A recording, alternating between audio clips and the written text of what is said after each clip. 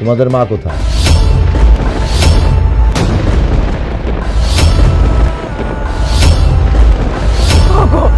আমি তোমার পায়ে পড়ি, তুমি ওদেরকে বাড়ি থেকে বের করে দিও না, থেকে তাড়িয়ে দিও না। সূর্য, আরিয়ান, বৌমা, বৌমা। আরে বাবা, কেমন আছো? কখন আসলে? বাইরে দাঁড়িয়ে আছো কেন? ভেতরে চলো। তোমাদের মা কোথায়? আমি জিজ্ঞেস করতেছি তোমাদের মা কোথায়? সব কথাই হবে, ঠিক আছে, আগে ভেতরে চলো না। আমি জিজ্ঞেস করতেছি তোমাদের মা কোথায়? বাবা, আমি একটা জিনিস বুঝতে পারতেছি না, তুমি মাত্র আসছো, আগে রেস্ট নাও, নিজেকে ফ্রেশ করো, তারপরে গিয়ে সব কথা হবে। বাবা, আমি বলছিলাম কি, আপনি এত জার্নি করে এসেছেন, একটু ভেতরে চলেন, আমি শরবত বানিয়ে দিই, শরবত খান, তারপরে না হয় আমরা পারিবারিক বিষয় ডিসকাস করব। হ্যাঁ বাবা, ভাবি ঠিকই বলেছে, আগে চলুন ঘরে, চা নাস্তা করেন, তারপরে বলতেছি সব। সূর্য, তোমাদের মা কোথায়? আসলে বাবা কি বলবো আর, তুমি চলে যাওয়ার পর উনি কিছুদিন ভালোই ছিল আমাদের সাথে, হঠাৎ করে ওনার মধ্যে পরিবর্তন। উনি কোথায় যায় না যায়, কি করে না করে, আমাদেরকে কোনো কিছু তো পাত্তাই দিচ্ছিল না। ওনার আমার মনে হয় কোথাও কোনো পরকীয়া ছিল, ওখানে চলে গেছে, ওনাকে আর খুঁজে পাইনি আমরা। হ্যাঁ বাবা, আপনার ছেলে একদম ঠিক কথাই বলেছে। আসলে বুঝেনি তো, এই সংসারটা তো ওনার নিজের না, আমাদের সৎ শাশুড়ি, তাই এই সংসারের জন্য ওনার কোনো মায়া দয়া কিছুই ছিল না। আর আমরা যতদূর জানি, একটা লোকের সাথে ওনার পরকীয়া ছিল, আমার মনে হয় ওই লোকটার সাথে ভেগে গিয়েছে। পারবেন?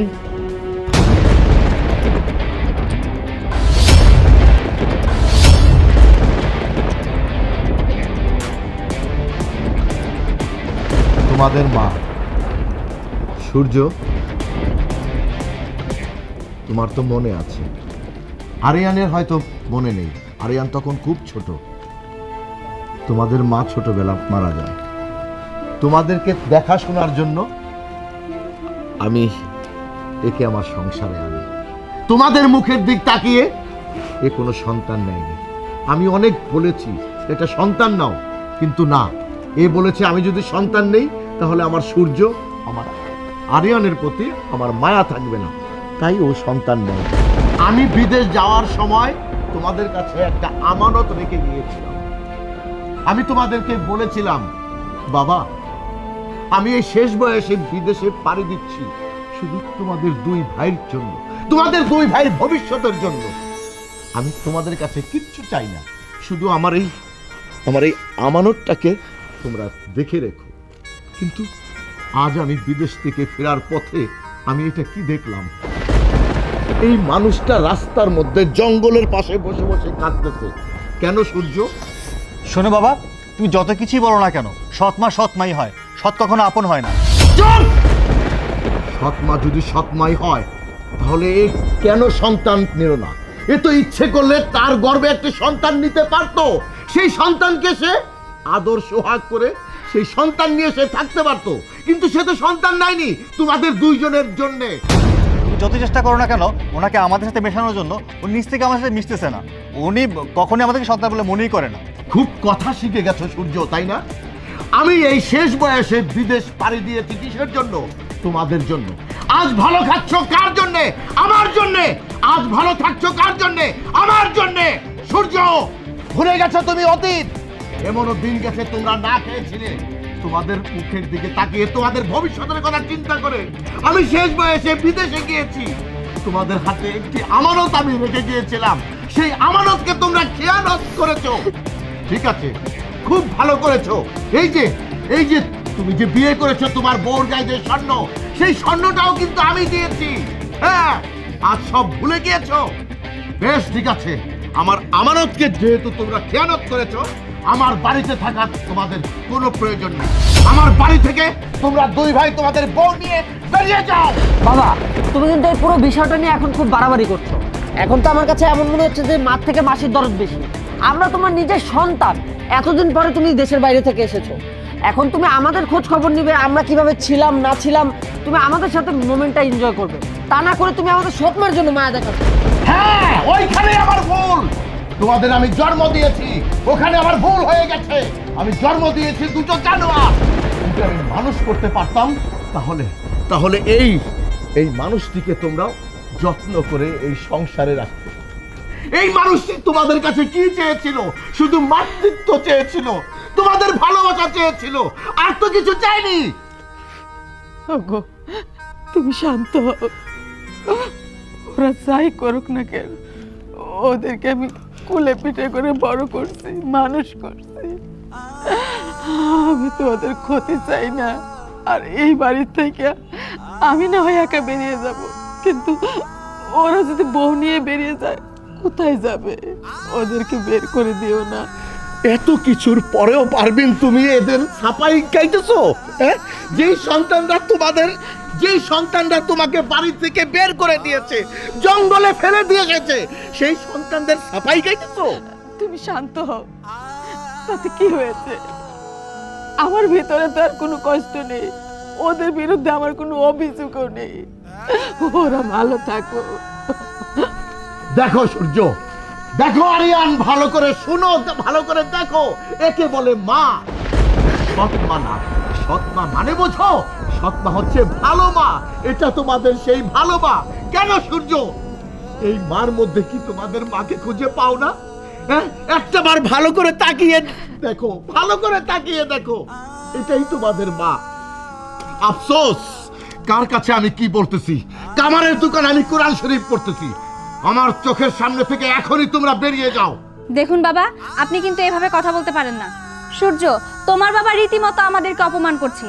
আমার বাবার বাড়িতে কি কম আছে নাকি? টাকা পয়সা, গাড়ি বাড়ি সবকিছুই আছে, তবুও তোমার বাবা এইভাবে অপমান করবে? আমি এটা কখনোই সহ্য করব না। আমি এক্ষুনি এই বাড়ি থেকে চলে যাব। শুনো আরিয়ান, আমি বলে দিচ্ছি, এত অপমান করার পর আর এই বাড়িতে এক মুহূর্ত আমি থাকবো না। ঠিক একদম তাই বাবা। যে বাড়িতে আমার স্ত্রীকে অসম্মান করা হয়, যে বাড়িতে আমার ভাবিকে অসম্মান করা হয়, আমার বড় ভাইকে অসম্মান করা হয়, সে বাড়িতে আমরা আর থাকছি না। ভাইয়া চলো। হ্যাঁ বেশ, খুব ভালো, তাহলে বেরিয়ে যাও।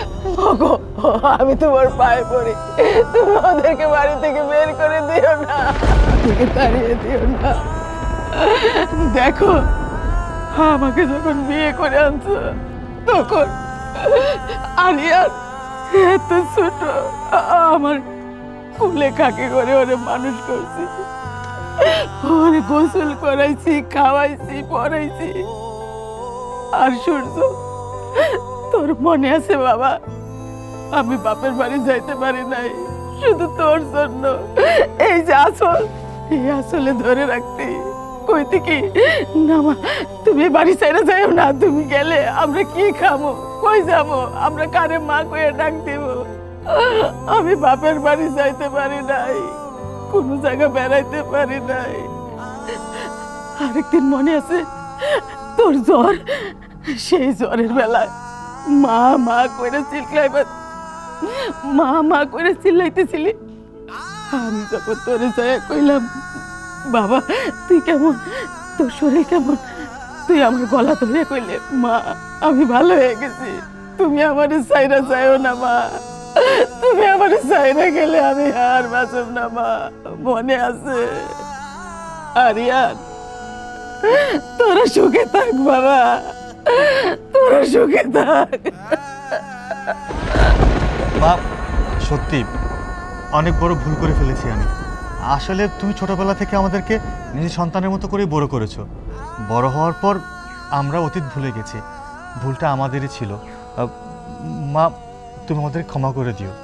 মা, তুমি আমাদের ক্ষমা করে দাও। আমরা সত্যি তোমার সাথে অন্যায় করেছি।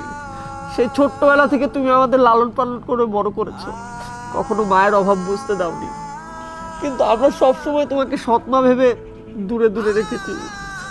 মা, আমাদের ক্ষমা করে দাও। হ্যাঁ মা, আপনার ছেলেরা একদম ঠিক কথাই বলেছে।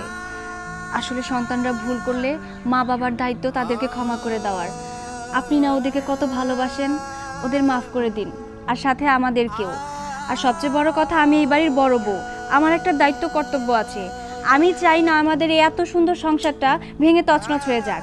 আমি আপনাকে কথা দিচ্ছি, এই সংসারটা আগে যেমন ছিল আমরা আগের মতো করে গড়ে তুলব। হ্যাঁ মা, ভাবি সব সত্যি কথাই বলছে। আমরা আপনার সাথে অনেক অন্যায় অত্যাচার করছি, আমাদের সবাইকে আপনি মাফ করে দিবেন। আরে তোরা আমার কাছে কেন ক্ষমা চাইতেছস? আমি যে মা, আমি তোদের কোনো কথাই এই অন্তরে গীতে রাখিনি। আমি তোদেরকে ক্ষমা করে দিয়েছি বাবা, আমি তোদেরকে ক্ষমা করে দিয়েছি। বৌমা, আয় মা, আমার আরিয়ান বাবা